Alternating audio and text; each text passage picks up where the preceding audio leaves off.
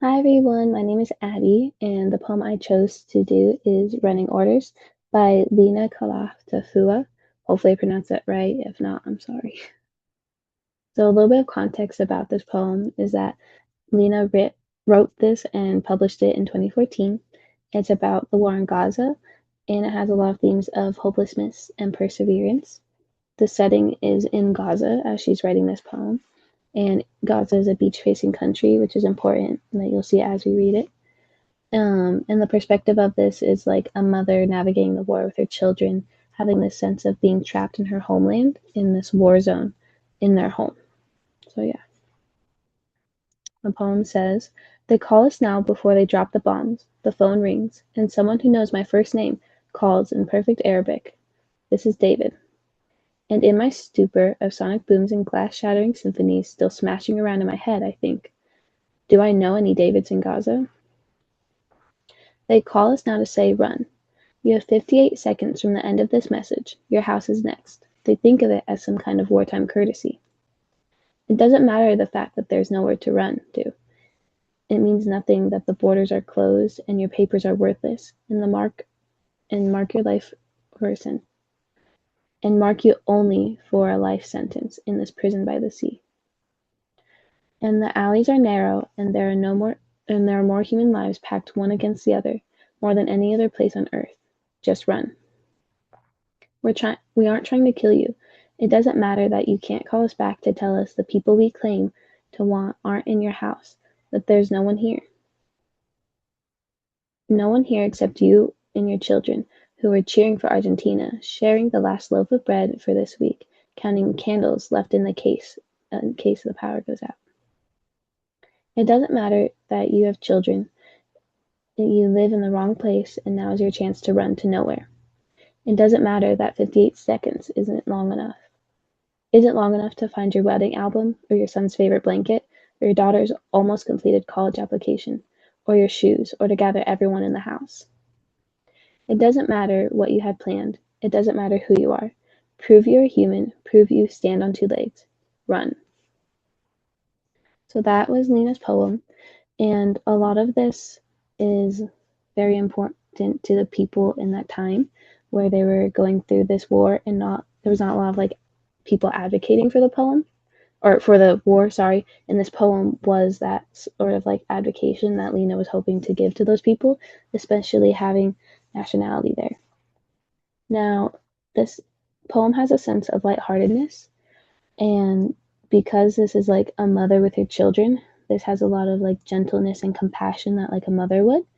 And the even though the topic is a very like hard topic of war and the hardships people go through when they are trapped in war zones, it has this comforting way that it reads because it's a woman with her children, and she brings out like these emotions and only a mother would kind of think about those little details of the home, and it shines a light of their current life, their humble life that they live, and it doesn't make that jarring topic as jarring as it is. And it the truth that I would like resonate this with in the poem is that there's a strength in family. These people have each other and they get through it together, and it makes this war zone that they're living in almost less hard to go through because they have this family and those warm moments together. The next thing I wanted to point out is the beauty in her tragic words. Because of how she has her words read, it doesn't seem so like hard of a topic to talk about. Like when I first read it, it didn't like there were no like gut punches as we were like going over in class. It was more of like a shock to my head once I realized what I was reading. I was like, oh wow, these words just kind of make you flow right over it. But then you realize what she's actually talking about, and you're like, oh wow, that's what she actually means.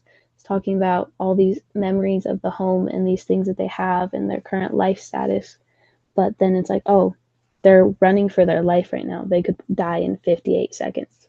That call, who knows? It doesn't mention the time that they got it, but it could have been in the middle of the night, the middle of the day, during breakfast, during their lunch, when the kids are at school and they're just running. She mentions not having enough time to grab everyone from the home. It just gives like there's this very like rush of things that have to happen for like that urgency in that moment.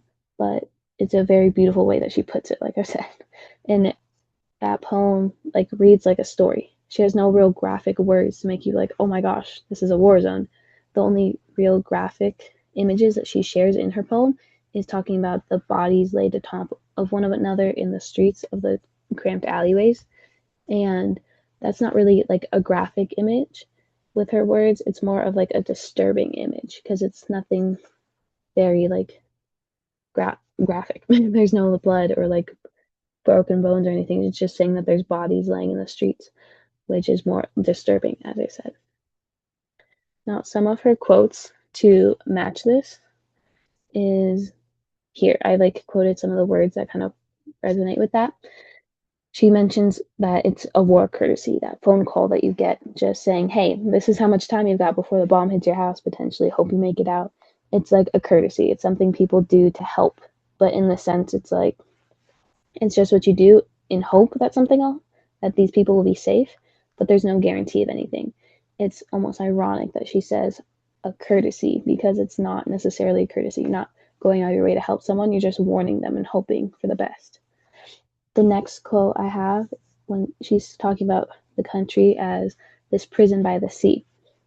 This place in Gaza has become like an island through her words, a metaphorical island, because it's between the sea, where you can't just like walk freely on, and the war, where you also can't just walk freely from because it's war. And then she also is talking about how the streets are kind of like cluttered with those bodies. There's littered with death and destruction as a consequence of this war zone.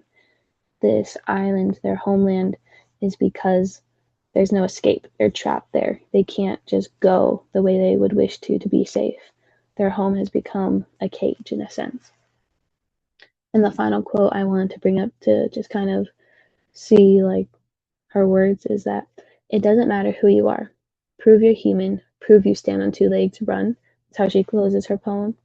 And it basically just kind of puts everyone there on the same like playing field, the same level.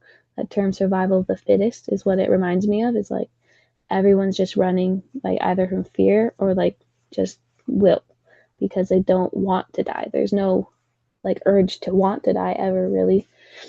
And this last sentence that prove you're human, prove you stand on two legs and run is showing how these people aren't giving up and they're not surrendering. They're choosing to fight. Just because there's not really anywhere for them to run to doesn't mean that they're not going to try to run still. There's still that willpower to fight with all the blood, sweat, and tears that they possibly can because they're human. Now, some of the literary strategies that she uses is juxtaposition. She contrasts this simple life, like I said, this humble little life that these people live with this war zone that's happening. There's a lot of words that she uses that are gentle and meek, like I've mentioned already. And I just really enjoyed reading this poem because it was really cool. I love those little details. And then the next literary strategy is that she speaks a lot in second person. There's a lot of use in there that makes a poem personal. It takes the reader on like this deeper level and they can truly just like experience the poem as it is, putting yourself in the shoes in that time, in that war in Gaza, and really just transport yourself to experience the poem as it is and to try and get this perspective that a mother would have for her children with all these hopes and these fears that she has. It collapses the distance between the words and the reader to be able to just go there and fully just experience this poem for what it is. And like Lena intentioned it, had the intention for is that have this advocation for these people, what they're going through. And with that, her like words, her imagery, her metaphors, there's a lot of like irony tied with them. And I just think that's like so genius of her to do. Some of those examples is when she's talking about the time amounted to run. You got 58 seconds. You typically, when you run, you want that short bit of time. So you have a great time that you've been running in. But in this sense, you want that time to be bigger because it's your life on the line here. You want more time, the most time as you possibly can to run, to hopefully escape death. The next like imagery that she uses is the sea as a prison. Like I mentioned, like they're kind of captured in Gaza because they're between the sea and the war, and the sea is typically symbolized as like a place of discovery, adventure, freedom, not this prison and this like barrier to escape. The next is the home.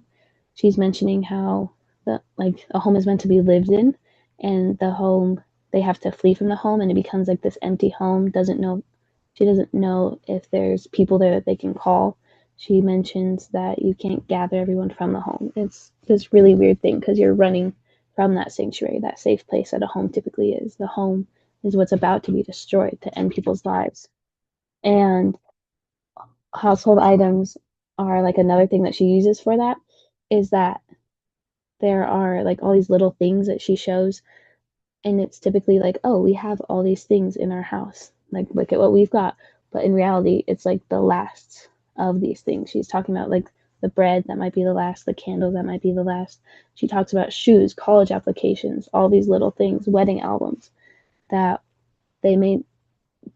They're just their things of their like humble estate that they're in, and they came and bring that little bit with them.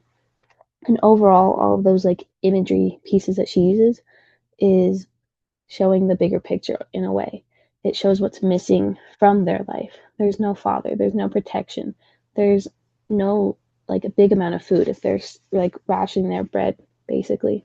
There's all these things that her details are very minute and they show very little things, but it's cool how they show the bigger picture of what's not there and what's missing. So, yeah, that's what I have for my poem. I hope you like the images. I try to tie them in with like what I was talking about. So I was just gonna kind of go through those because we have the call, we have the phone, and then we have like the glass shattering and breaking. And we have the time watch because of the time that they have to run, and then the prison because here's where she's mentioning that the sea has become like a prison for them. Then we have an alleyway to just show like how narrowed and cramped it already is, and then it's blocked. Then I put this puzzle piece here that's like there's that missing piece that I highlighted because it's talking about how it doesn't matter that you can't call us back to tell us the people we claim to want aren't in your house and that there's no one here. Just that missing piece that no one's there. And I have the bread because she's talking about the little things in their house and the time, the hourglass running out of time because there's mention of the time that they have to run again. Then the empty box because they're like moving in a sense, but they can't bring anything with them. And then this final image of someone running. Um, so yeah, I really enjoyed dissecting this poem and hoped you guys enjoyed reading it with me. Thank you.